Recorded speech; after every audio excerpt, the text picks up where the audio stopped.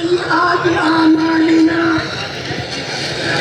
ونعوذ بالله من شرور أنفسنا ومن سيئات أعمالنا من يهده الله فلا مضل له ومن يضلله فلا هادي له ونشهد أن لا إله إلا الله وحده لا شريك له ونشهد أن سيدنا ومولانا محمدا عبده ورسوله صلى الله عليه وعلى آله وأصحابه وبارك وسلم تسليما كثيرا كثيرا. أما بعد فأعوذ بالله من الشيطان الرجيم. بسم الله الرحمن الرحيم. كل نفس ذائقة الموت وإنما توفون أجوركم يوم القيامة فمن زحزح عن النار وأدخل الجنة فقد فاز وما الحياة الدنيا إلا متاع الغرور.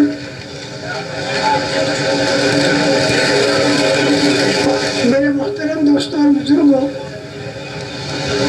ہر انسان کی دو زندگیاں ہیں. ایک زندگی ماں کے پیٹ سے شروع ہوتی ہے، موت پر ختم ہوتی ہے. دوسری زندگی موت سے شروع ہوتی ہے جو کبھی ختم نہیں ہوتی. اس کی منزلیں بدلتی رہتی ہیں. موت کی منزل، قبر کی منزل، حشر کے میدان کی منزل، پھر اس کے بعد اللہ پاک کا آخری فیصلہ. اللہ جس سے راضی ہوں گے وہ اللہ کے مہمان خانے میں داخل ہوگا جس کا نام جنت ہے، اور اللہ جس سے ناراض ہوں گے تو وہ اللہ پاک کے قید خانے میں داخل ہوگا جس کا نام جہنم. آخری منزل جو ہے وہ قیامت کے دن کی ہے. آخری منزل جو ہے یا تو آدمی جنت میں ہوگا یا آدمی جہنم میں ہوگا، اور وہاں اسے ہمیشہ رہنا ہوگا. کروڑ سال کے بعد بھی جنتی جنت سے نہیں نکلے گا، جہنمی جہنم سے نہیں نکلے گا. ہمیشہ ہمیشہ رہنا ہے. لیکن اس کے لیے تیاری جو کرنے کی جگہ ہے وہ دنیا کی زندگی ہے. اس لیے دنیا کی زندگی جو ہے اس کی بڑی اہمیت ہے. ماں کے پیٹ کے اندر جو انسان بالکل مجبور ہے، جیسا بنایا ویسا بن گیا، وہاں کچھ نہیں کر سکتا. جو ان سے خاندان میں اللہ نے پیدا کر دیا، لمبا چھوٹا کالا گورا یا جس صلاحیت کا بنا ہے وہ بن گیا، اس میں تو کچھ کر نہیں سکتا. وہاں کوئی اختیار انسان کو نہیں. یہ دنیا کا جو پیٹ ہے، یہاں پر اللہ پاک نے انسان کو تھوڑا سا اختیار دیا ہے، بھلائی کا بھی برائی کا بھی. یہاں پر یہ بھلائی کرنے کی طاقت بھی رکھتا ہے، برائی کرنے کی بھی طاقت رکھتا ہے. دونوں باتیں اس کے اندر اللہ نے رکھی ہیں. دنیا کے اندر انسان کو جو اللہ نے تھوڑا اختیار تھوڑے وقت کے لیے دیا ہے، اس کو اگر یہ اللہ کی مرضی پر استعمال کرے تو یہ آدمی سیدھے راستے پر آ گیا. اور اس قسم کے آدمیوں کے ذریعے پورے عالم پر اچھے اثرات پڑیں گے. اور اگر اس دنیا کی زندگی میں آدمی اللہ کی مرضی کو چھوڑ کر اور اپنی مرضی پر چلا تو تھوڑی سی اس کی مرضی چلتی دکھائی دے گی، لیکن آخری انجام اس کا دنیا میں بھی تباہی اور بربادی ہے، اور مرنے کے بعد بھی تباہی اور بربادی ہے. تو یہاں پر دو طرح انسان دو طرح کے ہوں گے. ایک تو اپنی مرضی پر چلنے والے اور ایک اللہ کی مرضی پر چلنے والے. لیکن جب موت آ گئی تو اس کے بعد پھر انسانوں کی دو قسمیں ہو جائیں گی. ایک قسم تو وہ ہوگی جس سے اللہ خوش ہو گئے، جس نے اپنی مرضی کو قربان کیا اور اللہ کی مرضی کو پورا کیا. تو پھر اللہ تعالیٰ مرنے کے بعد قیامت کے دن جب اسے جنت دیں گے تو وہاں پر اس سے یہ کہیں گے اب تیری جو مرضی میں آئے گا وہ میں پورا کروں. اب تیری مرضی پوری ہوگی، اس لیے کہ تو نے اپنی مرضی کو میری مرضی کے اندر قربان کر دیا اور تو نے بو دیا. تب تیری مرضی اڑ رہی ہے، اور جس لائن کی نعمتیں تو چاہے گا تجھے ملیں گی. لیکن جس آدمی نے اپنی مرضی پر چل کر اللہ کی مرضی کو چھوڑا تو اس کو یہ کہا جائے گا کہ اب تیری مرضی جو ہے بالکل نہیں چلے گی. یریدون ان یخرجوا من النار وما هم بخارجین منها ولهم عذاب مقیم. جہنم کے اندر اس سے وہ نکلنے کا ارادہ کریں گے لیکن وہ نکل نہیں سکیں گے. تو جو کچھ جہنمی چاہے گا وہ بالکل نہیں ہوگا، اور جنتی جو کچھ چاہے گا وہ ہوگا. وَلَكُمْ فِيهَا مَا تَشْتَهِي أَنفُسُكُمْ وَلَكُمْ فِيهَا مَا تَدَّعُونَ نُزُلًا مِّنْ غَفُورٍ رَّحِيمٍ. جو تمہاری زبان پر آئے گا وہ بھی تمہیں ملے گا وہاں، اور جو تمہاری جی میں آئے گا وہ بھی تمہیں وہاں پر ملے گا. اور اس کے علاوہ وہ نعمتیں ملیں گی کہ جس کو کسی آنکھ نے دیکھا نہیں ہوگا، کسی کان نے سنا نہیں ہوگا، اور کسی کا دل میں خیال گزرا نہیں ہوگا. ایسی نعمتیں وہاں پر ملیں گی. تو دیکھو ماں کا پیٹ، وہاں تو انسان بالکل مجبور ہے، کچھ نہیں کر سکتا. دنیا کا پیٹ، یہاں اللہ نے تھوڑا اختیار تھوڑے وقت کے لیے انسان کو دیا، اور اس پر اللہ تعالیٰ معاملہ کریں گے. اس کے بعد پھر موت کے بعد بڑی زندگی. تو وہاں پر یا تو اس کی جی چاہی پوری ہوتی رہی، اور یا اس کی جی چاہی بالکل پوری نہیں ہوئی.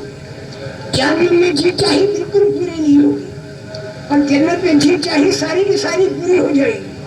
اب یہاں ہیں دو راستے، اما شاکرا و اما کفورا.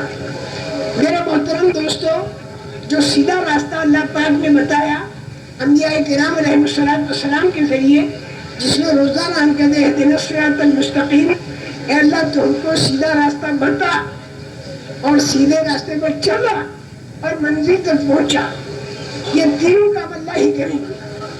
سیدھا راستہ بتانا، سیدھے راستے پر چلانا، اور منزل جو آخری ہماری جنت کی ہے وہاں تک پہنچانا. یہ تینوں کام اللہ کریں گے. لیکن اس میں انسان کو مکلف بنایا کہ تیرے کو کوشش کرنی ہوگی. وَأَن لَّيْسَ لِلْإِنسَانِ إِلَّا مَا سَعَىٰ وَأَنَّ سَعْيَهُ سَوْفَ يُرَىٰ ثُمَّ يُجْزَاهُ الْجَزَاءَ الْأَوْفَىٰ وَأَنَّ إِلَىٰ رَبِّكَ الْمُنتَهَىٰ. انسان کو وہ ملے گا جیسے وہ کوشش کرے گا، اور اس کی کوشش کو دیکھا جائے گا اچھی طرح سے کہ اس کے اندر اخلاص اور ایمان، اللہ پاک کا دھیان، یہ ساری باتیں تھی کہ نہیں. کہ وہ نسا یہ حسو کو گرا، اور پھر اللہ پاک فرماتے سُمَّ يُجْزَاهُ الْجَزَاءَ الْأَوْفَىٰ، اور پھر اس کا پورا بدلہ دیا جائے گا. وَأَنَّ إِلَىٰ رَبِّكَ الْمُنتَهَىٰ، آخری حد یہ کہ تجھے اللہ تک پہنچنا ہوگا. تو اس بنا پر انسان کی کوشش کو اللہ پاک دیکھیں گے کہ یہ کیسی کوشش کر رہا ہے. میرے محترم دوستوں اور بزرگوں، سیدھے راستے پر چلنے کے لیے نبیوں والا جو دعوت کا کام ہے وہ دعوت کا کام کریں گے تو فضا بنے گی سیدھے راستے پر چلنے کی. اب وہ دعوت کا کام جو نبی کرتے تھے وہ دعوت کا کام اس امت کے حوالے ہو گیا، اور یہ امت جو ہے اجتماعیت کے ساتھ میں اس دعوت کے کام کو کرے گی. دعوت کے کام کے ذریعے ذہنوں کا بدلنا ہے. ذہن جب بدل جائیں گے تو حلال حرام کا فکر کرنا یہ خود ذہن بدلنے کے بعد آدمی کرے گا، اس کو کہنا نہیں پڑے گا. صرف ذہنوں کا بننا یہ بہت ضروری ہے. ذہن بننے کے لیے تین باتیں آدمی کے سامنے آنی چاہیے. ایک تو اللہ پاک کی عظمت اور اس کی توحید، دوسرے رسول کریم صلی اللہ علیہ وسلم کی رسالت، اور تیسرے مرنے کے بعد بڑی آخرت. یہ تین چیزیں انسان کے سامنے آئیں اچھی طرح سے، اور اس کا ذہن بننے میں دیر لگے تو پرواہ مت کرو، دیر لگے تو پرواہ مت کرو. جب ذہن بن جائے گا تو پھر امر دین پر چلنا اس کے لیے آسان ہے. اسی ذہن بننے کے بارے میں میں آپ حضرات سے تین باتیں عرض کروں گا.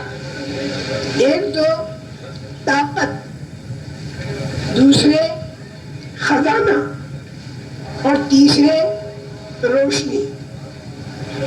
طاقت جو ہے دو طرح کی ہے. ایک طاقت اور قدرت تو وہ ہے جو اللہ کی ذات میں ہے، اور وہ ہے لامحدود اور بے حساب، لیکن وہ دکھائی نہیں دیتی۔ اور ایک طاقت وہ ہے کہ جو انسان کو دکھائی دیتی ہے، جس کے اوپر مخلوق کا نام آیا، اور عام طور سے یہ طاقت انسان کو دکھائی دیتی ہے۔ تو جس طاقت کا کم یا زیادہ ہونا انسان کو دکھائی دیتا ہے، تو آدمی اسی کے اعتبار سے معاملہ کرتا ہے۔ اللہ کی طاقت جو اللہ محدود ہے، بے حساب ہے، وہ دکھائی نہیں دیتی، تو وہ میرے موافق ہوئی یا میرے خلاف ہوئی، اس کی طرف آدمی دھیان نہیں دیتا۔ اور بنی ہوئی طاقت کم ہوتی ہے، زیادہ ہوتی ہے، اس کو آدمی دیکھ کر انداز لگا لیتا ہے۔ تو طاقت دو طرح کی، ایک اللہ کی طاقت اور ایک وہ طاقت جس کے اوپر مخلوق کا نام آیا۔ دوسری چیز خزانہ، ایک خزانہ تو وہ ہے جو اللہ کے پاس ہے، دونوں طرح کے خزانے اللہ کے پاس ہیں۔ نعمتوں کا خزانہ اللہ کے پاس بے حساب ہے، تکلیفوں کا خزانہ اللہ کے پاس بے حساب ہے، کوئی حد نہیں۔ لیکن ایک خزانہ وہ ہے جو دنیا کے اندر ہے، دنیا کے اندر کا خزانہ آدمی کو دکھائی دیتا ہے کہ ایک آدمی ملین والا ہے، دوسرا آدمی بلین والا ہے، تیسرا آدمی ٹریلین والا ہے۔ تو ہر ایک کو معلوم ہے کہ اس کا خزانہ میرے سے زیادہ ہے، اس کا خزانہ میرے سے کم ہے، یا اس کی طاقت میرے سے زیادہ ہے، اس کی طاقت میرے سے کم ہے۔ تو طاقت کا کم زیادہ ہونا دنیا میں انسان کو دکھائی دیتا ہے، خزانے کا کم زیادہ ہونا انسان کو دنیا کے اندر دکھائی دیتا ہے۔ اور انہی دونوں چیزوں پر انسان کی پورا زور لگتا ہے۔ ہر آدمی یہ چاہتا ہے کہ طاقت بڑھ جائے، خزانہ بڑھ جائے۔ طاقت اور خزانہ ان دونوں کا آپس میں تبادلہ بھی ہوتا ہے۔ میری کیپٹل تو اتنی لے لے، اور تیرے پاس جو پاور اور طاقت ہے وہ میرے کو اتنا دے دے۔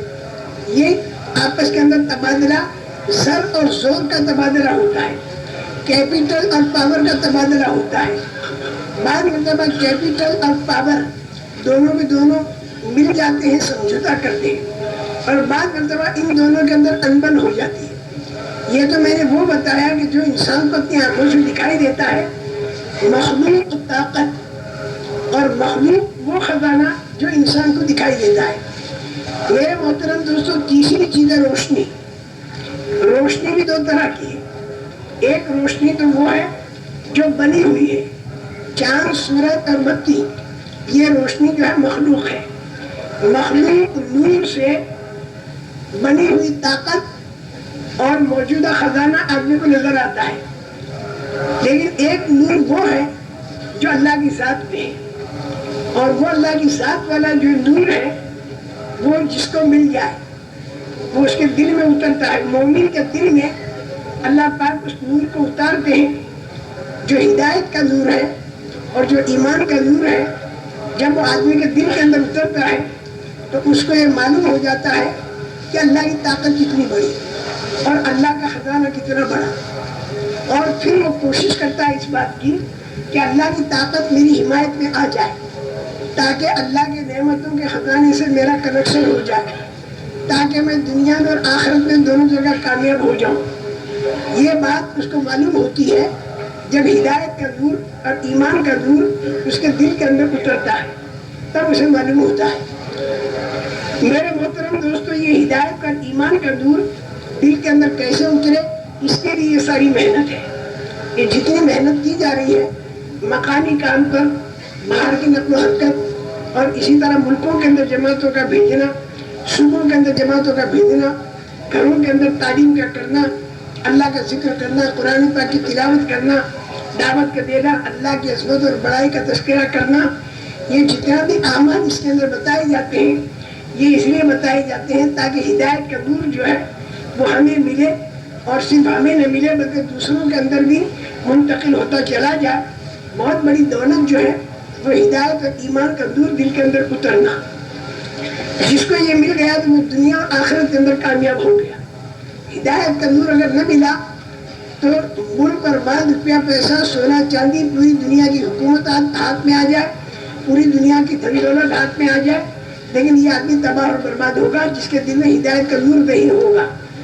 جیسے فرعون ہے، قارون ہے، حامان ہے، شداد ہے، ابو جہل ہے, ابو لہب ہے, قیصر ہے, کسرا ہے, یہ سارے کے سارے تھے جن کے پاس ظاہری طاقت بھی تھی, ظاہری سرمایہ بھی تھا, لیکن ہدایت کا نور نہیں تھا.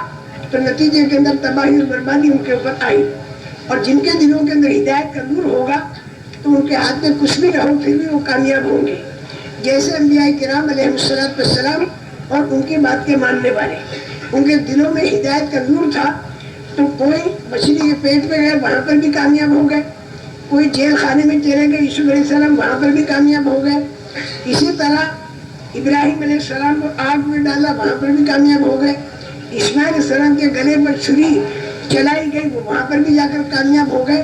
ہاتھ میں کچھ نہ ہو لیکن ہدایت کا نور ہو تو انجام کے اندر یہ آدمی کامیاب ہوگا, اور ہاتھ میں سب کچھ ہو لیکن ہدایت کا نور نہ ہو تو یہ آدمی انجام کے اندر ناکام ہوگا. یہ ہدایت کا نور جو ہے یہ بہت بڑی دولت ہے, اور یہ حاصل ہوتی ہے اچھے ماحول کے اندر. برا ماحول کے اندر ہدایت کا نور نہیں ملتا, برے ماحول کے اندر آدمی بگڑتا چلا جاتا ہے. تو ہمارا کام یہ ہے کہ ہم ہر جگہ اچھا ماحول دعوت کا بنائیں, ہر جگہ فیکٹریوں کے اندر بھی بنائیں, لیکن اس کو سیکھنے کے لیے مسجدیں, مسجدوں کے اندر اسے سیکھا جائے اور اسے چالو کیا جائے بازاروں میں, اسے چالو کیا جائے گھروں میں, اس کو چالو کیا جائے بیٹھکوں کے اندر, ہر طرف اس کو چالو کیا جائے جیسے نبی کریم صلی اللہ علیہ وسلم نے اسے چالو فرمایا. میرے محترم دوستوں اور بزرگوں, اصل چیز جو ہے وہ اللہ کی قدرت اور اللہ کی طاقت کو دل کے اندر اتارنا, اس کے یقین کو دل کے اندر اتارنا. رسول پاک صلی اللہ علیہ وسلم سے اللہ پاک نے فرمایا کہ قم فانذر وربک فکبر, آپ کھڑے ہو جائیے اور اللہ سے لوگوں کو ڈرائیے, اور صرف اپنے پروردگار کی بڑائی کو آپ بیان کیجیے. تو آپ نے اللہ پاک کی عظمت اور اللہ پاک کی بڑائی بیان کرنی شروع کی کہ اللہ اتنے بڑے طاقتور ہیں, اللہ اتنے بڑے عظمت والے ہیں. لیکن ٹھیک اللہ پاک دکھائی نہیں دیتے, اور جو اللہ کی طرف چلتا ہے تو اس کے اوپر ایک مجاہدہ آتا ہے, وہ یہ کہ اسے اپنی مرضی چھوڑنی پڑتی ہے. تو لوگ پھر اس کی ہنسی مذاق اڑاتے ہیں اور یہ اسے برداشت کرتا ہے, لیکن آخر میں پھر اللہ پاک کی غیبی مدد اور غیبی نصرت آ جاتی ہے. یہ بات بالکل نئی نہیں ہے, ہر زمانے کے اندر ہوئی.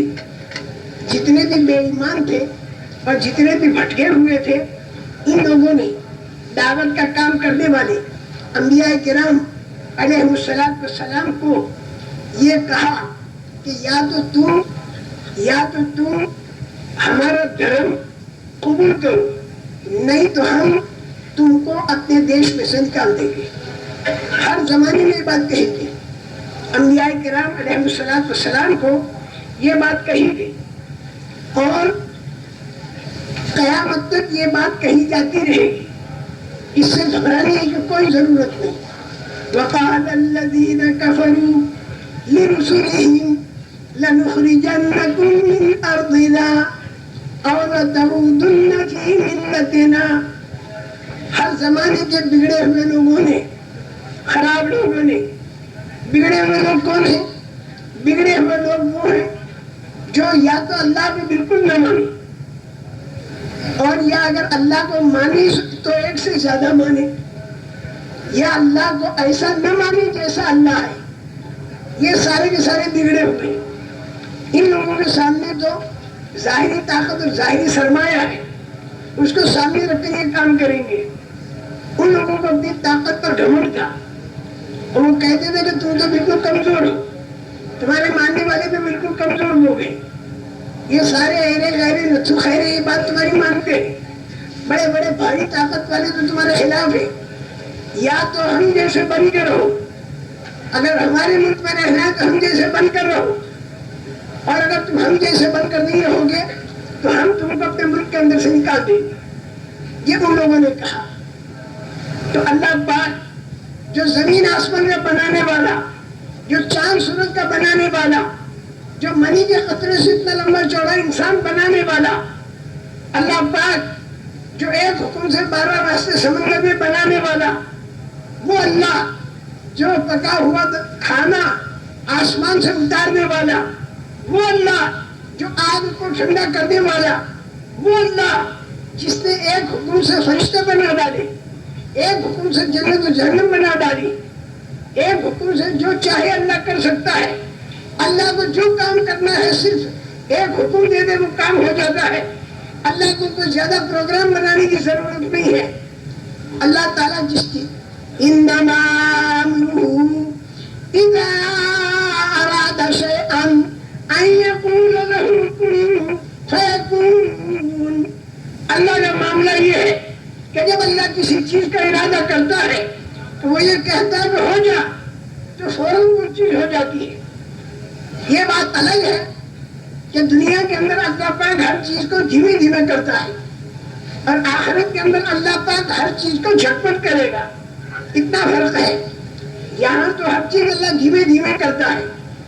انڈے کے اندر سے مرغے کا بچہ نارمل طریقے میں نکالا جائے تو 21 دن لگتے ہیں. عورت کے پیٹ سے انسان کا بچہ 9 مہینے میں نکلتا ہے. تربوز کے بیج سے تربوز کی بیل 4 مہینے کے اندر تیار ہوتی ہے. اور آم کا درخت نارمل طریقے پر لیا جائے تو وہ آم کی اٹھڑی سے 7 سال کے اندر تیار ہوتا ہے. تو ہر چیز دنیا کے اندر اللہ پاک دھیمے دھیمے کرتے ہیں. یہاں تک کہ ہدایت کا پھیلانا جو ہے اس کو بھی اللہ پاک دھیمے دھیمے کرتے ہیں, ایک دم سے نہیں کرتے. رسول کریم صلی اللہ علیہ وسلم پورے عالم کے لیے نبی بن کر تشریف لائے اور آپ نے اپنے قوم کے اندر کام کرنا شروع کیا تو قوم نے مقابلہ کیا اور وہ ہدایت پر نہیں آئی. صرف ایک مرد حضرت صدیق اکبر, ایک عورت حضرت خدیجہ الکبریٰ اور ایک بچہ حضرت علی رضی اللہ تعالیٰ عنہ, ان لوگوں نے پہلے قبول کیا اور زندگی بھر کام کرتے رہے. دوسرے تو سارے مقابلے پر آئے. پھر دھیمے دھیمے حضرت عمر نے مانا, حضرت حمزہ نے مانا اور پھر ایک وقت ایسا آیا کہ بڑا مقابلہ ہوتا رہا. ابو سفیان نے فتح مکہ کے موقع پر مانا. ابو جہل کا بیٹا حضرت اکرمہ بنے, یہ فتح مکہ کے موقع پر بنے. دھیمے دھیمے لوگوں نے مانا, ایک دم سے لوگوں نے نہیں مانا. تو اس لیے دیکھو آپ حضرات بالکل گھبرا بھی نہیں. اگر کام ایک دم سے نہ پھیلے تو گھبرا بھی نہیں. اللہ پاک دھیمے دھیمے ہر کام کو کرتے ہیں اس دنیا کے اندر, لیکن آخرت کے اندر اللہ پر جو کام کریں گے وہ جھٹپٹ کریں گے. جنت اس کے اندر یہ نعمتیں جھٹپٹ, اس میں کوئی کچھ کرنا نہیں پڑے گا. دودھ بنایا, شہد بنایا, اس کے لیے شہد کی مکھیاں نہیں کرنی پڑیں گی, اس کے لیے دودھ کے جانور نہیں پالنے پڑیں گے. اسی طرح جانور کے اندر جو سانپ, اس کو پالنا نہیں پڑتا, وہ تو بلائے بالکل تیار ہے. تو آخرت کا ہر کام اللہ پاک جھٹپٹ کرتے ہیں. دنیا کا کام اکثر و بیشتر اللہ پاک دھیمے دھیمے کرتے ہیں, لیکن جس بات کا اللہ فیصلہ کرتے ہیں وہ چیز ہو جاتی ہے.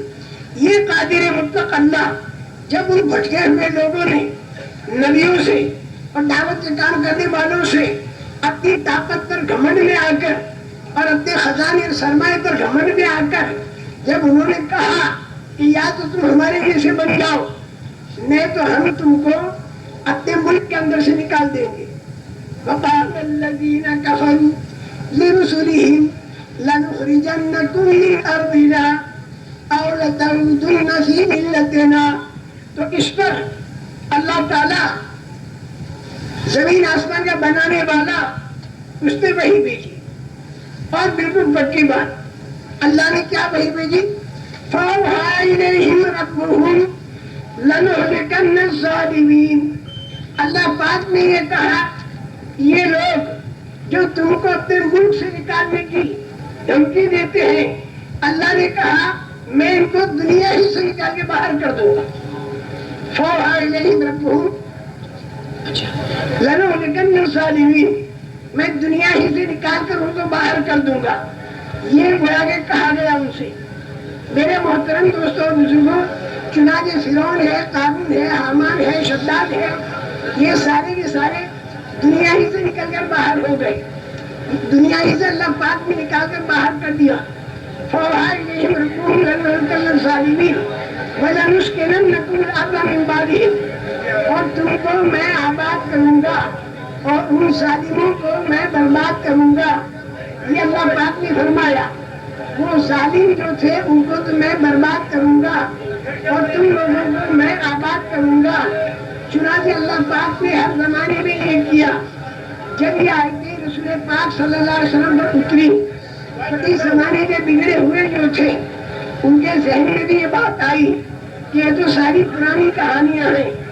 اس لیے کچھ لوگوں نے تو یہ ارادہ کیا کہ رسول پاک صلی اللہ علیہ وسلم کو شہید کر دیں، اور کچھ لوگوں نے یہ ارادہ کیا کہ وطن سے ان کو باہر کر دیں، اور کچھ لوگوں نے یہ ارادہ کیا کہ ان کو قید کر دیں. ان کے ذہن میں یہ تھا کہ یہ تو ساری پرانی کہانیاں ہیں اور یہ ہو چکا. یہ سارا ان لوگوں نے سوچا اور کیا.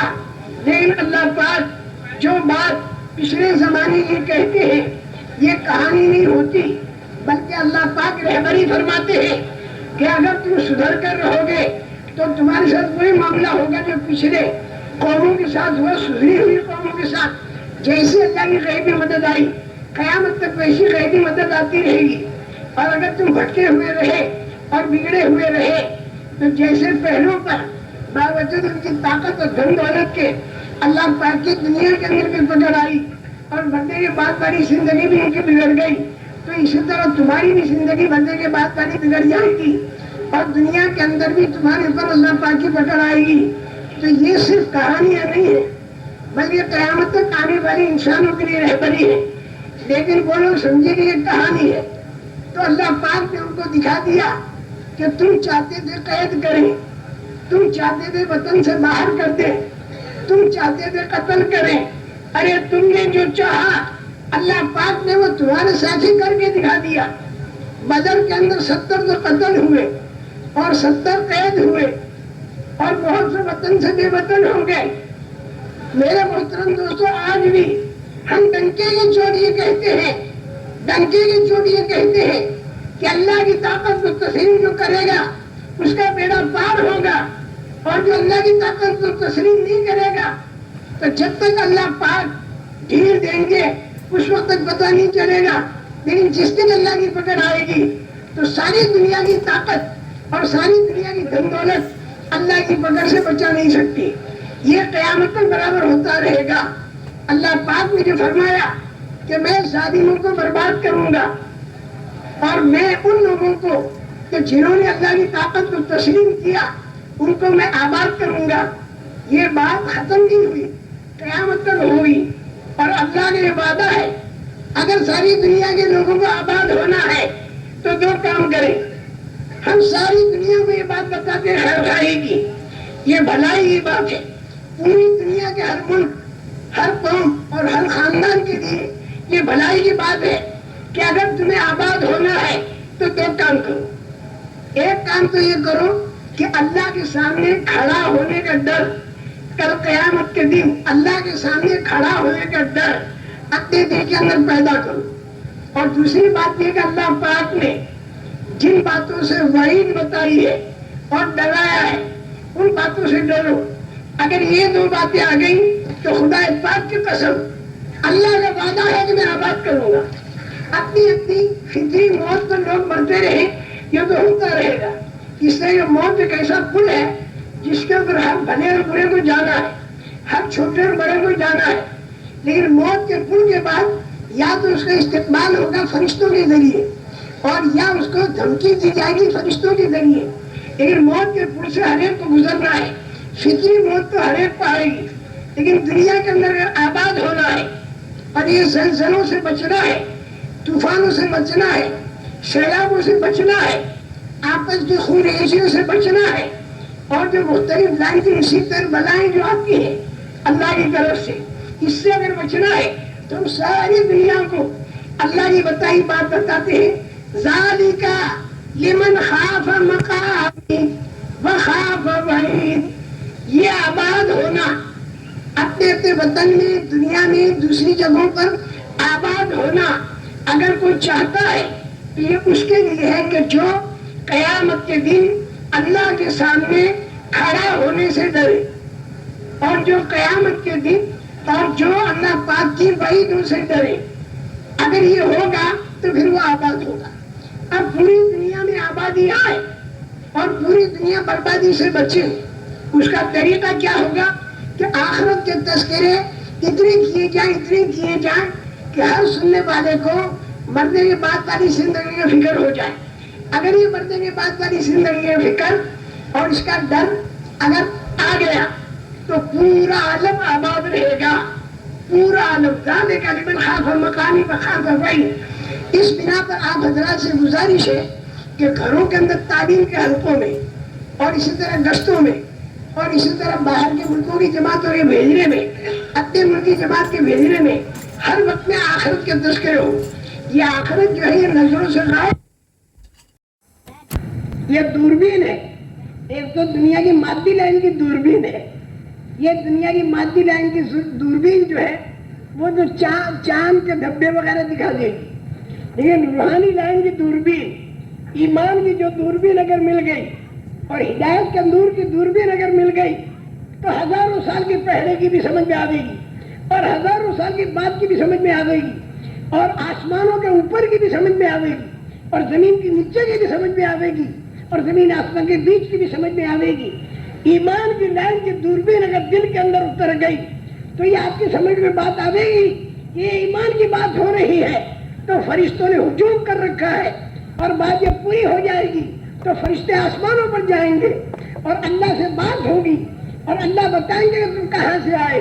ان کا اللہ تیری بڑائی بیان ہو رہی تھی، انہوں نے میرے کو دیکھا، ان کا نا ان دیکھتے تو کہ اس سے بھی زیادہ بڑائی بیان کرتے۔ کیا مانگتے تھے؟ ان کا جنت دیکھی کرنا، وہ دیکھتے تو اس سے زیادہ مانگتے۔ اگر پناہ کس چیز سے مانگتے تھے؟ جہنم سے دیکھی، ان کا نا اگر دیکھ لیتے تو اس سے بھی زیادہ پناہ مانگتے۔ یہ اللہ پاک فرشتوں سے بات کریں گے، یہ بیان پورا ہوگا نا اوپر جائے فرشتوں سے بات ہوگی، حالانکہ اللہ کو سب معلوم ہے، لیکن فرشتوں نے کہا تھا نا اللہ پاک سے کہ اللہ پاک ہم تسبیح پڑھتے ہیں، ہم عبادت کرتے ہیں، خلافت ملتی ہے لڑائی جھگڑا کرنے والے کو، تو اللہ پاک نے خبر دے انی عالم ما لا تعلمون، میں ہوں تم نہیں، میں جانتا ہوں تم نہیں جانتے۔ تو اللہ پاک برابر قیامت تک فرشتوں کو بتاتے رہیں گے اور فرشتوں سے کہلواتے رہیں گے۔ جب سارے فرشتے کہہ چکیں گے تو اللہ پاک کہیں گے گواہ رہنا، اس مجمع میں جتنے تھے میں نے ان کے گناہ معاف کر دیے اور میں نے ان کی جنت کا فیصلہ کر دیا اور جہنم سے بچانے کا فیصلہ کر دیا۔ فرشتے کہیں گے کچھ لوگ جو تھے نا وہ بیان میں تو آئے نہیں تھے، یہ یوں ہی تماشائی بن کے آ کے کھڑے ہو گئے تھے، اور وہ بھی تھے اس میں بیٹھ بھی گئے تھے، وہ لوگ بیٹھ گئے تھے، انہوں نے بھی سنا دی۔ اللہ پاک فرمائیں گے کہ ہم القوم لا یشقی بہم جلیسہم، وہ ایسا مجمع ہے کہ اس کے اندر بیٹھنے والا جو ہے کوئی محروم نہیں ہوگا، چاہے یوں آ گیا۔ لیکن اس میں میرے کو آپ لوگوں سے ایک ڈر لگتا ہے، وہ بتا دوں۔ اب آپ لوگ یہ سمجھ لو گے کہ بھئی اپنے بارے میں تو جنت کا فیصلہ ہو گیا اور اپنے بارے میں تو جہنم سے بچنے کا فیصلہ ہو گیا اور اپنے تو گناہ معاف ہو گئے، لہذا جو جی چاہے کرو۔ شیطان کا یہ دھوکہ ہے۔ ایک بات میری اور بتا دو، اس عمل کا اثر تو یہی ہے، اس عمل کا اثر تو یہی ہے جو اللہ رسول جو رسول کریم صلی اللہ علیہ وسلم نے بتایا، لیکن اس کے بعد جو دوسرا خراب عمل کریں گے تو اس کا بھی تو اثر ہوگا، اور خراب عمل کریں گے تو اس کا بھی تو اثر ہوگا۔ یہ ساری باتیں قیامت کے دن اللہ کے سامنے آ گئی گی اور اس کے بعد پھر اللہ پاک فیصلہ جنت اور جہنم کا کریں گے۔ اس لیے جس عمل کا جو اثر ہے اس کو تو ذہن میں رکھنا، لیکن اس کے بعد جو برا عمل ہے اس کے اثر کو بھی ذہن میں رکھنا۔ اس لیے برائیوں سے بچنا، بھلائیوں کو کرنا، توبہ استغفار کرتے رہنا، تو یہ آدمی چلتا رہے، ڈرتا رہے، کرتا رہے، ڈرتا رہے، روتا رہے، مانتا رہے، تو یہ آدمی برابر ترقی کرتا رہے گا۔ ہدایت اور ایمان کی لائن کی دوربین اگر دل کے اندر اتر گئی تو یہ سب سمجھ میں آئے گی جو میں نے بتائی، اور پچھلے جو موسیٰ علیہ السلام کے واقعہ نوح علیہ السلام پہ بتائے وہ بھی تمہاری سمجھ میں آ جائیں گے انشاءاللہ، میری سمجھ میں بھی، اور آئندہ قیامت کا جو منظر ہے وہ بھی یہیں بیٹھے بیٹھے سمجھ میں آ جائے گا۔ اللہ تعالیٰ فرماتے ہیں وَكُلَّ إِنسَانٍ أَلْزَمْنَاهُ طَائِرَهُ فِي عُنُقِهِ وَنُخْرِجُ لَهُ يَوْمَ الْقِيَامَةِ كِتَابًا يَلْقَاهُ مَنشُورًا اقْرَأْ كِتَابَكَ كَفَىٰ بِنَفْسِكَ الْيَوْمَ عَلَيْكَ حَسِيبًا۔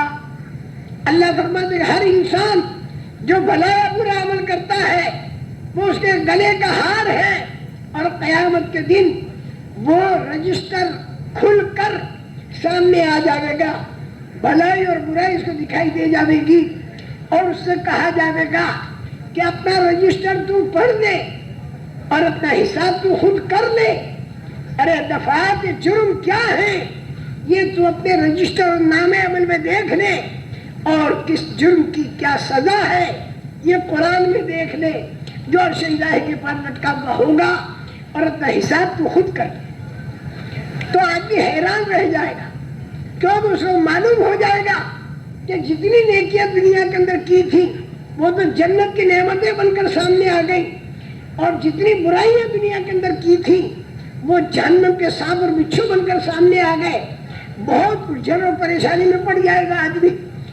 اگر انسان نے سبحان اللہ الحمدللہ لا الہ الا اللہ واللہ اکبر کہا ہے تو وہاں پر جنت کے درخت بن جائیں گے, اور اگر زکوٰۃ ادا نہیں کی ہے تو سونے اور چاندی کے پترے گرم کر کے داغا جائے گا اور سانپ بن کر اس کے گلے کا توق بنے گا. جو انسان بھی یہاں کوئی بھی عمل کرتا ہے تو وہ عمل اس کے لیے یا تو مصیبت بنتا ہے قیامت کے دن, اور یا نعمت بنتا ہے قیامت کے دن, بلکہ دنیا کے اندر بھی اچھا عمل انسان کے لیے رحمت بنتا ہے اور برا عمل انسان کے لیے مصیبت بنتا ہے. یاد رکھو میرے محترم دوستو, جو انسان بھلا ہوگا آخرت بنے گی, قبر بنے گی, اور خدا پاک کی قسم دنیا بھی بنے گی. قرآن کی دعا ہے کہ میں نے پڑھی ہے, من عمل صالحا من ذکر او انثى وهو مؤمن, کوئی بھی ہو مرد یا عورت جس نے نیک عمل کیا اور اس کے دل کے اندر ایمان کی لائن کی دوربین ہے, وہ مومن, تو اللہ کہتے میں کیا کروں گا, فَلَنُحْيِيَنَّهُ حَيَاةً طَيِّبَةً, ہم اس کی زندگی دنیا کی خوشگوار بنائیں گے. یہ اللہ کہتا ہے اس کی دنیا کی زندگی خوشگوار بنائیں گے. وَلَنَجْزِيَنَّهُمْ أَجْرَهُمْ بِأَحْسَنِ مَا كَانُوا يَعْمَلُونَ, اور جو اس نے عمل کیا ہے تو بہترین بدلہ اس کا آخرت کے اندر دیں گے. یہ اللہ پاک کا وعدہ ہے. اور اس کے بالمقابل جو آدمی غلط کام کرتا ہے اس کے بارے میں بھی زمین آسمان کے پیدا کرنے والے اللہ نے بتایا, وَمَنْ أَعْرَضَ عَنْ ذِكْرِي فَإِنَّ لَهُ مَعِيشَةً ضَنْكًا, جس آدمی نے اللہ کی بتائی باتوں سے نصیحتوں سے منہ پھیر لیا تو اللہ کہتے ہیں اس کی دنیا کی زندگی ہم تنگ بنا دیں گے. چاہے بنگلے بڑے ہو لیکن دنیا کی زندگی ان کی تنگ ہوگی. وَنَحْشُرُهُ يَوْمَ الْقِيَامَةِ أَعْمَىٰ, اور قیامت کے دن ہم اسے اندھا بنا کر اٹھائیں گے تو وہ یہ کہے گا, قَالَ رَبِّ لِمَا حَشَرْتَنِي أَعْمَىٰ وَقَدْ كُنْتُ بَصِيرًا, اے اللہ میرے کو اندھا کائے کو بنایا, میں تو آنکھ والا تھا, میں تو آنکھ والا تھا, میں تو ہزاروں لاکھوں میل کی دیکھا کرتا تھا. قال رب لم حشرتني أعمى وقد كنت بصيرا قال كذلك أتتك آياتنا فنسيتها وكذلك اليوم تنسى. ارے تیرے سامنے میری آیتیں پڑھ پڑھ کے سنائی جاتی تھی اور تو نے اس کے اوپر کوئی دھیان نہیں دیا, آج ہم بھی تیرے اوپر دھیان نہیں دیں گے. اور پھر اس کو جب جہنم کے اندر داخل کیا جائے گا تو اتنی پریشانی کے اندر وہ آئے گا, پوری دنیا کے انسانوں کو جہنم سے بچانا ہے, دعوت کے کام کو عالم میں پھیلا کر انسانیت کو عذاب سے بچانا ہے. اس لیے کہ قیامت کا دن جب آئے گا اور الٹے ہاتھ کے نام اعمال ملا تو بڑی پریشانی ہوگی آدمی کو. وَأَمَّا مَنْ أُوتِيَ كِتَابَهُ بِشِمَالِهِ فَيَقُولُ يَا لَيْتَنِي لَمْ أُوتَ كِتَابِيَهْ وَلَمْ أَدْرِ مَا حِسَابِيَهْ. جب الٹے ہاتھ کے اندر نام اعمال ملے گا تو وہ کہے گا کاش کہ میرے کو رجسٹر نہ ملتا اور میرے کو میرا حساب ہی معلوم نہ ہوتا, کیونکہ اس کو معلوم ہو جائے گا کہ آگے جہنم کے اندر مجھے جانا ہے. وَلَمْ أَدْرِ مَا حِسَابِيَهْ يَا لَيْتَهَا كَانَتِ الْقَاضِيَةَ, ارے جو موت آ گئی تھی ارے میرے کو وہ ختم کر دیتی, ارے دوبارہ میں کائے کو زندہ ہوا. یا لیتہا کانت القاضیہ ما اغنی عنی مالیہ میری کیپٹل میرے کام نہ آئی اور میرا پاور میرے ہاتھ سے نکل گیا. کیپٹل بھی رہ گئی اور پاور بھی رہ گیا. اور اللہ کی طرف سے حکم ہوگا فرشتوں کو، خذوہ فغلوہ ثم الجحیم صلوہ، پکڑو اسے، گلے میں توڑ ڈالو اسے اور جہنم کے اندر اسے داخل کرو. ثم الجحیم صلوہ ثم فی سلسلۃ ذرعها 70 ذراعا فاسلکوہ، اور ایسی زنجیر میں اسے پرو دو کہ جو 70 ہاتھ لمبی ہوگی، اور وہ ہاتھ وہاں کے ہوگے، اس کی پہلے سرے سے اگر کوئی سیسا ڈالا جائے تو آخری سرے تک 40 سال میں پہنچے گا. میرے محترم دوستو، بڑی الجھن اور پریشانی وہاں پر جا کر اس انسان کو ہوگی اور بہت پریشان ہوگا. اس لیے انبیاء کرام علیہ السلام دنیا کے اندر خوب اچھی طرح سے سمجھاتے تھے مرنے کے بعد والی زندگی. اور اس کے بالمقابل اگر آدمی نے بھلا کام کیا ہے اور نیکیاں کی ہیں اور نیکیوں میں بھی آگے بڑھ بڑھ کر کام کیا ہے، آگے بڑھ بڑھ کر، چلے والے 3 چلے، 3 چلے والے 7، اس طریقے سے بڑھ بڑھ کر اگر کام کر رہے ہیں تو ان کی ترقیات جو جنت کے اندر ہونے والی ہے اس کو اللہ پاک فرماتے ہیں والسابقون السابقون اولئک المقربون، آگے بڑھنے والے وہ اللہ کے قریب ہوں گے. فی جنات النعیم، نعمتوں کے باغیچوں میں ہوں گے. ثلۃ من الاولین وقلیل من الآخرین، پہلے زمانے میں ایسے لوگ زیادہ ہوا کرتے تھے اور آخری زمانے میں ایسے لوگ کم ہوا کریں گے. میں صرف ترجمہ کرتا ہوں، خالص ترجمہ، پیور اردو زبان میں پیور ترجمہ اس کا، ادھر ادھر کی ملاوٹ میں نہیں چاہتا.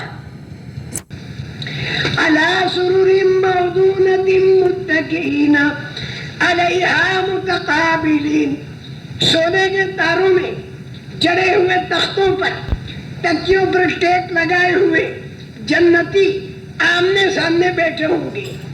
یطوف علیہم ولدان مخلدون، چھوٹی عمر کے خدمت گزار چکر لگا رہے ہوں گے ان کی خدمت کرنے کے لیے. ولدان مخلدون بأکواب واباریق وکاس من معین، آب خورے، پیالے اور گلاس لے کر پھر رہے ہوں گے شراب سے بھری ہوئی. وہ شراب وہاں کی پاک ہوگی، گندی نہیں ہوگی، ارے چھلک بھی رہی ہوگی اور جھلک بھی رہی ہوگی. اور اللہ یہ فرماتے ہیں کہ لا یصدعون عنہا ولا ینزفون، اس پاک شراب کے پینے کے بعد سر کے اندر چکر نہیں آئیں گے اور آدمی بکواس بھی نہیں کرے گا. یہ تو پینے کا تذکرہ ہوا، اور کھانے کا کیا؟ وفاکہۃ مما یتخیرون ولحم طیر مما یشتہون، اور میوے جو پسند آوے اور پرندے کا گوشت جو تیرا جی چاہے، یہ اللہ نے بیان کر دیا. ایک ضرورت عورتوں کی ہوتی ہے مردوں کو، اور مردوں کی ہوتی ہے عورتوں کو، اس کو بھی ذکر کر دیا. وحور عین کامثال اللؤلؤ المکنون، نہایت خوبصورت بیویاں جیسے چھپے ہوئے موتی. یہ سارا ذکر کر کے پھر فرماتے کیا اللہ پر؟ جزاء بما کانوا یعملون، دنیا کے اندر جو اعمال کیے تھے یہ اس کا بدلہ ہوگا، اس عمل کا یہ اثر ہوگا وہاں پر جا کر. خوب یاد رکھنا میرے محترم دوستو، یہ جو دیا سلائی کی کانڈی ہوتی ہے نا، پتہ نہیں یہاں تم لوگ کیا کہتے ہو، دیا سلائی کی، اس کو اگر رگڑا اور رگڑ کر لکڑی کے اوپر لگا دیا، وہ لکڑی جل گئی، اس کے اوپر بریانی کی دیگ بنانی شروع کر دی، پھر لکڑی سے ایک لکڑی اور جلائی اور جلائی، اور 5000 دیگیں بریانی پلاؤ سردار تیار ہو گئی. ایک دیا سلائی سے صحیح استعمال ہوا. اگر اسی دیا سلائی کو رگڑ کر پیٹرول کی ٹنکی میں ڈال دیا تو شعلے، اس میں ایک لکڑی لگا کر اس کو روئی کے گوڈاؤن میں ڈال دیا، وہاں پر شعلے، 25,000 پلاسٹک کی دکانیں تھی، ایک لکڑی رکھا کے اس میں ڈال دی، وہاں پر بھی شعلے. ایک دیا سلائی کا صحیح استعمال بریانی، پلاؤ اور قورموں کی دیگیں تیار کر دیتا ہے، اور اس کا غلط استعمال ہر جگہ آگ لگا دیتا ہے. اسی طرح یہ 5.25 فٹ کا بدن، اس کی آنکھ، کان، زبان، ہاتھ، پیر، دل، دماغ، اس کا صحیح استعمال یا تو جنت میں جانے کی تیاری کرا دے گا، اور غلط استعمال جہنم کی جو باتیں سنی اس کی تیاری کرا دے گا، اور اس کے اثرات دنیا کے اندر بھی پڑیں گے. یہ 5.25 فٹ کے انسان کو صحیح کرنا ہے، اور یہ صحیح ہو نہیں سکتا جب تک انبیاء کرام علیہ السلام والی دعوت کی فضا نہ ہو جائے. یہ دعوت کی فضا بنانے کے لیے ہم سارے کے سارے یہاں پر جمع ہوئے ہیں، اور ساری دنیا کے سامنے قم فانذر وربک فکبر، کھڑے ہو جاؤ اور اللہ سے ڈراؤ اور اللہ کی بڑائی کو بیان کرو. اللہ کی طاقت کے مقابلے میں ساری طاقتیں کوئی حیثیت نہیں رکھتی. یہ میں نے انسان کی مثال دی، خدا کی قدرت کی نشانی. خدا کی قدرت دکھائی نہیں دیتی، لیکن دیکھو اس کی نشانی کس طرح سے 5.25 فٹ کا ماں کے پیٹ میں، اس کے پہلے یہ میں نے پوری بات بیان کر دی. قدرت کی نشانی. ایک ہے خزانے کی نشانی، خزانہ بھی چھپا ہوا ہے، اس کی نشانی. روزانہ تقریباً 3 لاکھ سے زیادہ بچے پیدا ہوتے ہیں انسانوں کے. ہر بچہ 2 آنکھ لاتا ہے، تو خدا کے خزانے سے لاکھوں آنکھیں روزانہ سپلائی ہو رہی. لیکن خدا نے کبھی اعلان نہیں کیا کہ میرا اسٹاک ختم ہو گیا، اب بغیر آنکھوں کے بچے بنیں گے. یہ نہیں کہتے اللہ. کیوں؟ اللہ کے خزانہ لامحدود اور بے شمار ہے، ذرا برابر اس کے اندر کمی نہیں آتی. میرے محترم دوستو، ساری کی ساری دنیا جنت کے مقابلے میں ایک مچھر کا پر ہے، اور جنت جو ہے خدا کے خزانے کے مقابلے میں تل کا دانہ ہے. کتنی بڑی جنتیں ہو، خدا کا خزانہ لامحدود. وَإِن مِّن شَيْءٍ إِلَّا عِندَنَا خَزَائِنُهُ وَمَا نُنَزِّلُهُ إِلَّا بِقَدَرٍ مَّعْلُومٍ. ہر چیز بے شمار ہے خدا کے خزانے میں، لیکن مقدار معین کے ساتھ اللہ پاک اتارتے ہیں. اور خدا کی شان دیکھو، اس کی نشانی دیکھو. جتنے انسان بنائے، ہر ایک کی صورت الگ، ہر ایک کی آواز الگ، اور ہر ایک کا جذبہ اور مزاج الگ. خدا تیری شان، صورت اور آواز ملتی جلتی ہو سکتی ہے، لیکن ہو بہو کاپی ٹو کاپی نہیں ہو سکتی. تو خدا کے خزانے میں صورتیں کتنی، آوازیں کتنی. وَمِنْ آيَاتِهِ خلق السماوات والأرض واختلاف ألسنتكم وألوانكم إن في ذلك لآيات للعالمين. اللہ تعالیٰ کی نشانیوں میں سے زمین اور آسمان ہے، اور انسانوں کی صورتیں اور ان کی آوازیں. کتنا خزانہ اللہ کا بڑا. ہر ایک کو صورت الگ، ہر ایک کو آواز ہے، اور ہر ایک کو مزاج بھی الگ دیا. ایک باپ کے جذبے کے، ہر ایک کا مزاج الگ ہے، ہر ایک کا جذبہ الگ ہے. تو سارے الگ الگ مزاج والے اور جذبے والے، ان میں اجتماعیت کیسے پیدا ہو؟ اس وقت پیدا ہوگی جب اللہ کا بتایا ہوا رنگ ہم اپنے اوپر چڑھا دیں. صبغۃ اللہ ومن احسن من اللہ صبغہ. اللہ کا بتایا ہوا رنگ ہم لوگ اپنے اوپر چڑھا دیں، اور وہ رنگ چڑھے گا ایمان کی طاقت سے، اخلاص کی طاقت سے، اللہ پاک کے دھیان سے، رسول پاک صلی اللہ علیہ وسلم کے طریقے سے اور صفت احسان سے. وہ رنگ سب کے اوپر چڑھنا شروع ہوگا، تو پھر اجتماعیت پیدا ہو جائے گی. حضرت ابو بکر نرم تھے، حضرت عمر سخت تھے، لیکن وہ رنگ چڑھا تو سب کے اندر اجتماعیت پیدا ہو گئی. اس لیے میرے محترم دوستو، میرا بھی جی چاہتا ہے کہ پوری دنیا میں پھیل کر اچھی طرح جم کر یہ دعوت دو سارے انسانوں کو کہ اللہ کی طاقت کو تسلیم کرو تو تمہارے بیڑے پار ہوں گے، اور اللہ کی طاقت کو تسلیم نہیں کرو گے تو جب تک اللہ ڈھیل دے گا پتہ نہیں چلے گا. اور جس دن اللہ کی پکڑ آئے گی تو اللہ کی پکڑ سے ساری دنیا کی طاقتیں مل کر بچا نہیں سکیں گی. اللہ کی طاقت کے مقابلے میں ساری دنیا کی طاقتیں مکڑی کے جالے ہیں. اور اللہ کے خزانے کے مقابلے میں ساری دنیا کے خزانے مچھر کا پر ہے، کوئی حیثیت نہیں. مکڑی جو جالا تنتی ہے ویران گھر کے اندر تنتی ہے. مکڑی نے جالا تن دیا، کبوترے نے گھونسلہ بنا دیا، اندر انڈے دے دیے، اور مکڑی ایک دم فخر کے ساتھ جا رہی ہے اور پروگرام بنا رہی ہے. اوپر سے تنکے پر تنکے، چھلکے پر چھلکے گرے، میرا جالا نہیں ٹوٹا، چھوٹے چھوٹے کیڑے پھنس گئے، کھا گئی مکڑی، موٹی ہو گئی اور فخر کر رہی اور پروگرام بنا رہی، ادھر سے ادھر، ادھر سے ادھر. مکڑوں نے بھی جالے تن دیے. ویران گھر کے اندر مکڑی مکڑے سب نے جالے تن دیے.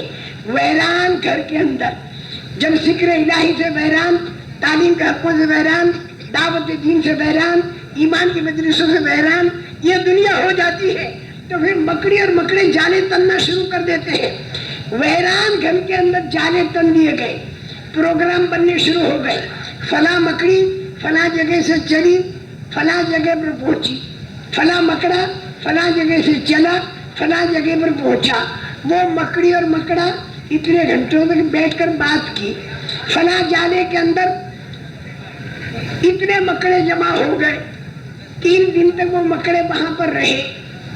ان میں سے بعض مکڑوں نے واک آؤٹ کر دیا اور وہ کسی دوسرے جالے کے اندر جمع ہو گئے. خدا پاک کی قسم، یہ ساری دنیا کے جو پروگرام بن رہے ہیں یہ مکڑی اور مکڑوں کے جالوں کے پروگرام بن رہے ہیں. کوئی حیثیت نہیں دنیا کی طاقتوں کی. ہم ساری دنیا سے کہتے ہیں کہ اللہ کی طاقت کو تسلیم کرو تو تمہارے بیڑے پار ہوں گے، اور اگر اللہ کی طاقت کو تسلیم نہیں کرو گے تو جب تک اللہ ڈھیل دے گا تمہیں پتہ نہیں چلے گا. اور جس دن اللہ کی پکڑ آئے گی تو تمہاری ساری طاقتیں اور دھن دولتیں اور تمہارے سارے مجمع اللہ کی پکڑ سے تمہیں بچا نہیں سکیں گے. یہ سارے مکڑی کے جالے ہیں، کوئی حیثیت نہیں.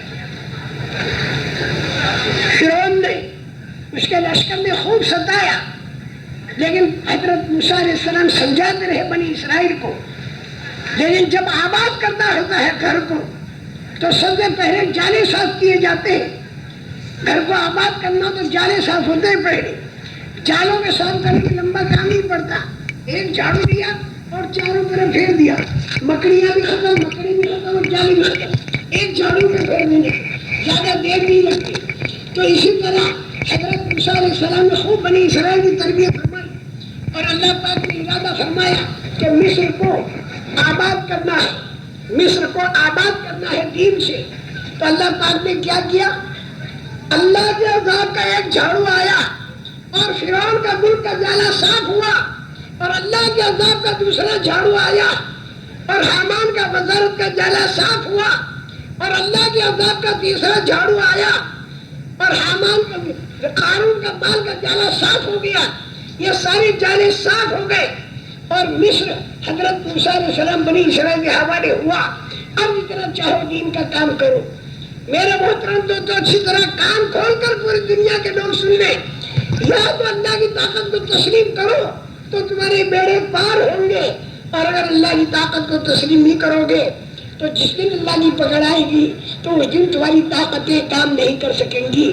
اور یہ مکڑی کا جالا جو میں پوری دنیا کی طاقتوں کو کہہ رہا ہوں، یہ میری بات نہیں ہے، زمین اور آسمان کے پیدا کرنے والے اللہ کی بات ہے. مثل الذین اتخذوا من دون اللہ اولیاء کمثل العنکبوت اتخذت بیتا وَإِنَّ أَوْهَنَ الْبُيُوتِ لَبَيْتُ الْعَنكَبُوتِ لَوْ كَانُوا يَعْلَمُونَ. قرآن کی آیت میں نے بعد میں پڑھی اور تفصیل اس کی پہلے میں نے بیان کر دی.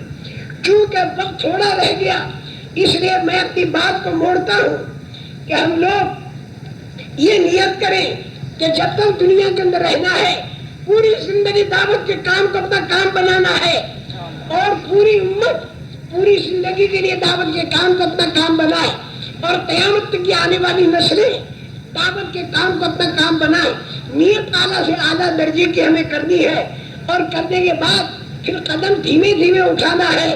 پہلا قدم جو اٹھایا جائے تو زندگی میں ایک مرتبہ 4 مہینے کا جب یہ قدم اٹھ گیا تو پھر ہر سال کے 4 مہینے یہ قدم بھی اٹھ گیا تو پھر 6 مہینے 8 مہینے 12 مہینے 1.5 سال یہ قدم بھی اٹھ گیا تو پھر گھر والوں کی باریاں لگانا، اس طرح ہم قدم در قدم اٹھاتے رہیں اور ہم اللہ کے راستے میں پھرتے رہیں اور مکانی کام بھی کرتے رہیں، گھروں کے اندر تعلیم ہو رہی ہو، مکانی کام ہو رہا ہو، گشت ہو رہی ہو، اللہ کا ذکر ہو رہا ہو، قرآن پاک کی تلاوت ہو رہی ہو، رسول کریم صلی اللہ علیہ وسلم کے طریقے پر گھروں کا نظام چل رہا ہو، کاروباری نظام چل رہا ہو، اللہ کا حکم توڑ کر اگر کروڑ ہا کروڑ کما لیے تو خدا پاک کی قسم تباہی اور بربادی ہے، اور اللہ کا حکم پورا کر کے اگر 10 روپے بھی کما لیے تو اس کے اندر اللہ پاک کی طاقت اور اللہ پاک کی رحمت ساتھ میں ہوگی۔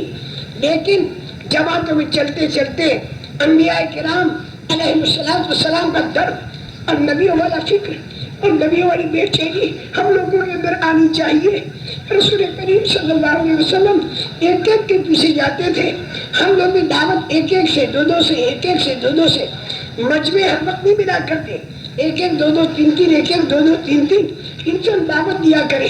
رسول پاک صلی اللہ علیہ وسلم ایک ایک کے گھر گھر اور در در آپ تشریف لے جاتے تھے، حالانکہ جن کے پاس آپ جاتے تھے تو کوئی تو آپ کے چہرے پر تھوکتا ہے اور کوئی آپ پر دھول ڈالتا ہے اور کوئی آپ کے جانور کو مارتا ہے، جانور اونچا ہو کر اور آپ زمین پر گر پڑتے ہیں، لیکن رسول کریم صلی اللہ علیہ وسلم ان دھکا مارنے والوں کے پاس بار بار تشریف لے جاتے ہیں اور بار بار جا کر ان کو زبان حال یہ بتاتے ہیں کہ تم نے تو میرے کو دھکا کئی مرتبہ مارا، لیکن میں اللہ کا سچا نبی ہوں اور مرنے کے بعد والی زندگی جو بتاتا ہوں وہ آ کر رہے گی۔ میں تمہارا دھکا کھانے کے باوجود بار بار جو تمہارے پاس آتا ہوں وہ اس لیے آتا ہوں تاکہ تم میرا پاک طریقہ اور دین لے لو، تاکہ قبر کے اندر اور قیامت کے دن تم فرشتوں کے دھکوں سے بچو۔ میں فرشتوں کے دھکوں سے تم کو بچانے کے لیے بار بار تمہارے پاس آتا ہوں۔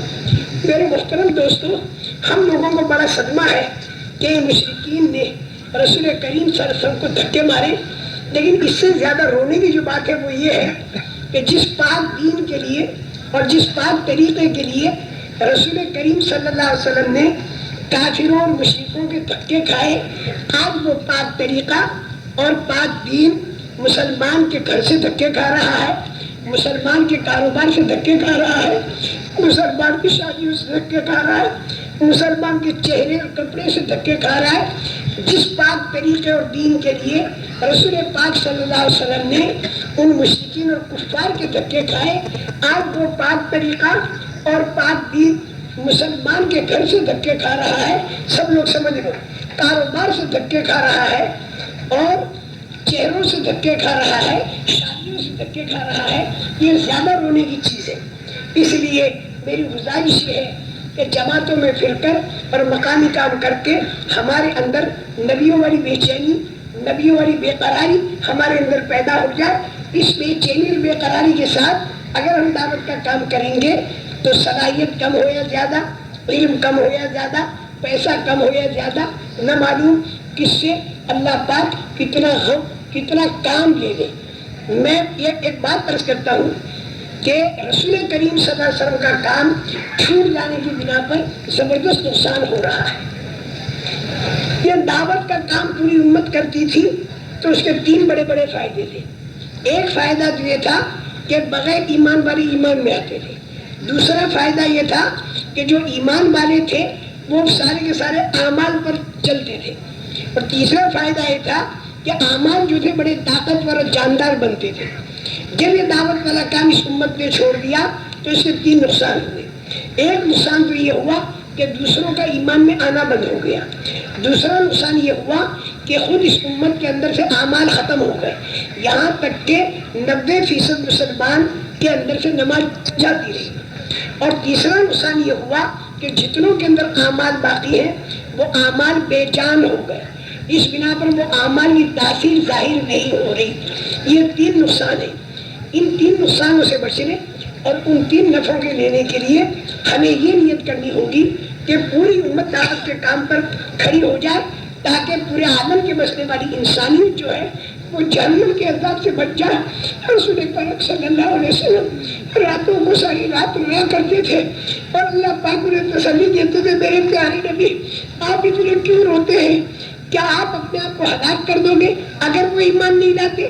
ایمان کو ایسی گری پڑی چیز ہے کہ میں اسے ناقدروں کو دے دوں، آپ اپنے آپ کو ہلاک کر دو گے.